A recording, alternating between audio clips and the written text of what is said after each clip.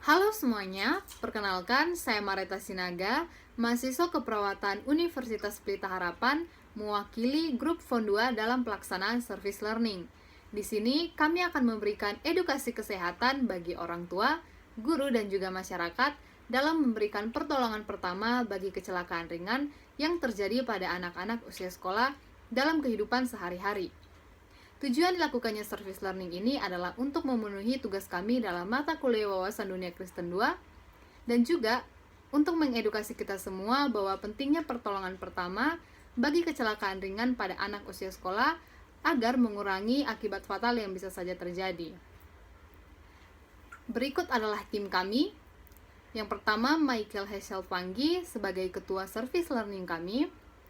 Yang kedua, Katarina Kaize sebagai editor video. Yang ketiga, Yohana Diana Koanak sebagai editor PowerPoint.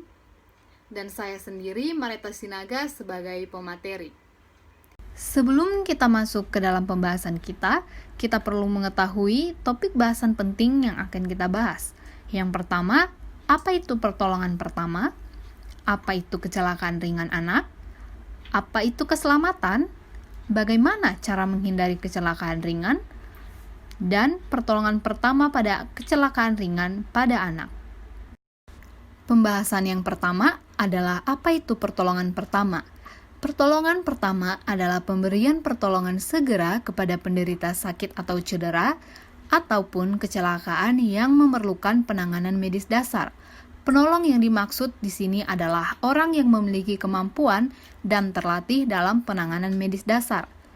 Tujuan dari pertolongan pertama ini sendiri yaitu segera menyelamatkan jiwa penderita, mencegah cacat, dan memberikan rasa nyaman, serta menunjang proses penyembuhan. Pembahasan kita yang kedua, apa itu kecelakaan ringan pada anak? Kecelakaan ringan pada anak adalah kecelakaan yang terjadi pada saat anak sedang bereksplorasi seperti melompat, berlari, atau salah dalam menggunakan alat-alat tertentu, sehingga mengakibatkan cedera ringan pada anggota tubuh anak seperti luka ringan, goresan, dan juga cakaran. Contohnya adalah ketika anak berlari. Mereka sering tidak melihat benda-benda di sekitar mereka dan mereka akan tersandung dan akan mengakibatkan luka ringan ataupun goresan. Banyak peristiwa yang dapat diklasifikasikan sebagai kecelakaan, akan tetapi yang terpenting bukanlah berapa banyak macam kecelakaan, tetapi bagaimana cara kita menanggulanginya. Nah, topik pembahasan kita selanjutnya, apa sih keselamatan itu? Keselamatan adalah suatu keadaan aman dalam suatu kondisi yang tidak hanya aman secara fisik, namun juga secara sosial, spiritual, finansial, politis, emosional, pekerjaan, psikologis, ataupun pendidikan, dan terhindar dari ancaman terhadap faktor-faktor tersebut. Keselamatan terhadap anak terbagi atas dua, yaitu keselamatan terhadap penggunaan alat dan keselamatan di lingkungan. Peralatan di sekitar anak diharapkan menjadi penunjang proses belajar sehingga mampu mencapai hasil yang optimal. Tetapi perlu disadari bahwa tidak selamanya peralatan tersebut aman. Suatu saat peralatan tersebut dapat membahayakan keselamatan anak juga. Itulah mengapa keselamatan terhadap penggunaan alat ini sangat penting. Pada keselamatan di lingkungan, tentu kita perlu waspada terhadap masalah-masalah lalu lintas yang dihadapi anak-anak, terkhususnya pada anak-anak yang sedang dalam pendidikan sekolah dasar. Tentu banyak berhadapan dengan jalan-jalanan di luar. Contohnya, trotoar yang seharusnya digunakan untuk pejalan kaki sekarang beralih fungsi menjadi tempat berjualan. Sedangkan di samping itu, pengendara kendaraan bermotor juga kurang mempunyai kesadaran tentang tata tertib lalu lintas.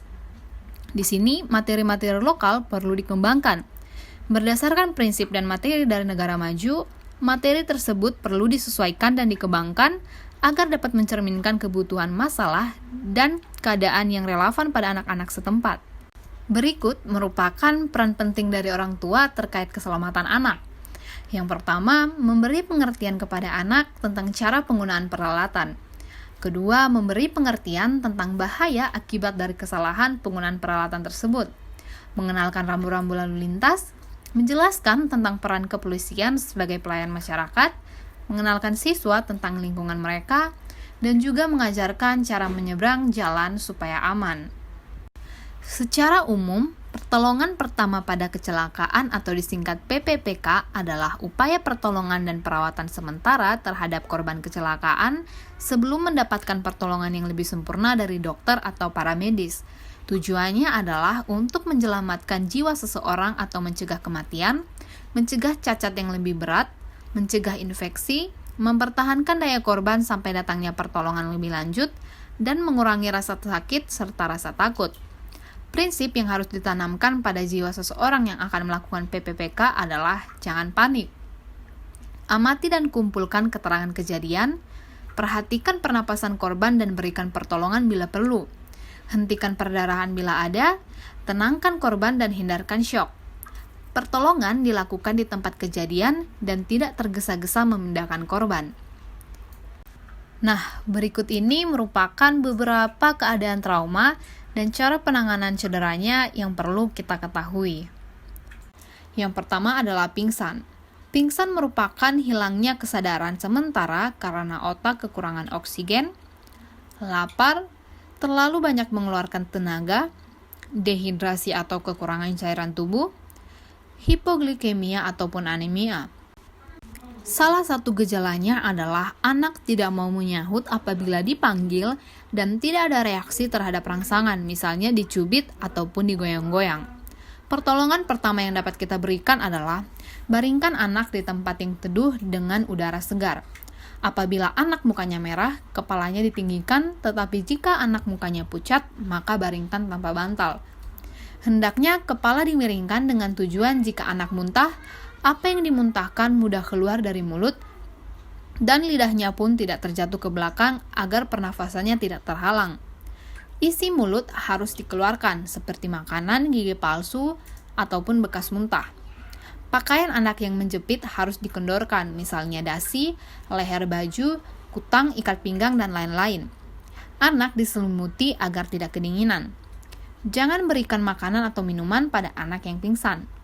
Jangan tinggalkan penderita yang pingsan seorang diri, terutama apabila ia gelisah.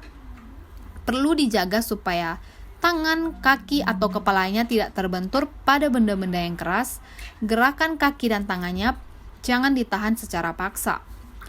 Yang terakhir, serahkan secepatnya penderita pada dokter atau rumah sakit. Yang kedua adalah mimisan. Mimisan merupakan pecahnya pembuluh darah di dalam lubang hidung karena suhu yang ekstrim, dalam arti terlalu panas atau terlalu dingin, kelelahan atau benturan. Gejalanya adalah dari lubang hidung keluar darah dan terasa nyeri. Pertolongan pertama yang dapat kita berikan adalah bawa anak ke tempat sejuk dan nyaman. Tenangkan anak. Anak diminta menunduk sambil menekan cuping hidung atau masukkan tampon menggunakan kain bersih atau kasa. Bisa dikompres dengan es pada hidung bagian luar. Anak diminta bernapas lewat mulut. Bersihkan hidung luar dari darah. Buka tekanan atau tampon setiap 5-10 menit. Jika masih keluar, ulangi tindakan pertolongan pertama sambil menghubungi dokter atau para medis. Selanjutnya adalah keseleo. Keseleo merupakan cedera berupa peregangan dan atau robekan pada otot atau tendon jaringan yang menghubungkan otot dengan tulang atau ligamen jaringan yang menghubungkan tulang dengan tulang lainnya. Biasanya disebabkan karena olahraga atau kegiatan fisik yang terlalu berat. Gejalanya merupakan nyeri, bengkak, memar, dingin atau mati rasa di kaki, ketidakmampuan untuk berjalan atau menanggung berat pada sendi. Pertolongan pertama yang dapat kita berikan adalah istirahatkan bagian tubuh yang mengalami keseleo. Berikan kompres es atau air dingin pada daerah yang mengalami keseleo. Jangan dilakukan pemijitan atau pengurutan karena akan memperparah cedera. Bungkus daerah yang terkilir dengan perban elastis atau kain yang tersedia. Posisikan daerah yang mengalami cedera lebih tinggi dari jantung dengan tujuan untuk mengurangi pembengkakan.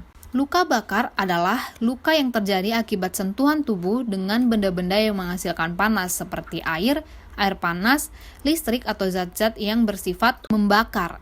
Salah satu contohnya adalah kulit yang terkena air mendidih. Pertolongan pertama yang dapat kita berikan adalah hapus kekuatan dari bahan yang membakar. Kompres atau bersihkan dengan air dingin yang mengalir, tutup luka bakar dengan kain bersih atau kasa steril, balut longgar-longgar, berikan banyak minum, jangan mengempiskan gelembung jika ada, jangan menaruh minyak, mentega, apapun di atas luka bakar, jaga jangan sampai kedinginan, bawalah ke dokter atau ke tempat kesehatan. Pada gigitan atau sengatan binatang yang mengandung racun, biasanya didapatkan gejala sesak atau susah nafas, nyeri dan bengkak pada bekas gigitan atau sengatan, dan juga timbul bercak-bercak merah di tubuh. Pertolongan pertama yang dapat kita berikan adalah cuci bekas gigitan atau sengatan dengan air hangat yang mengalir.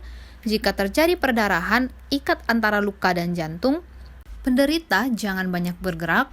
Dapat dilakukan pengisapan pada luka secara berulang dan ludahkan darahnya keluar supaya racun bisa dikeluarkan dari tubuh. Tutup luka dengan kain bersih atau kasa steril, lalu dibalut. Usahakan selekasnya dapat dibawa ke dokter atau rumah sakit. Nah, itulah beberapa contoh penanganan kecelakaan atau trauma ringan pada anak yang dapat kami berikan. Dari topik ini, kita memiliki 3 tujuan penting. Yang pertama, menyelamatkan nyawa anak. Yang kedua, mencegah agar tidak memperburuk keadaan anak. Dan yang ketiga, mendorong pemulihan anak. Terima kasih untuk kalian semua yang sudah menonton. Semoga dari topik edukasi ini kita semua dapat belajar pelajaran penting bahwa tetaplah waspada pada kecelakaan ringan yang terjadi pada anak. Ayo, kita semua bisa menjadi penolong.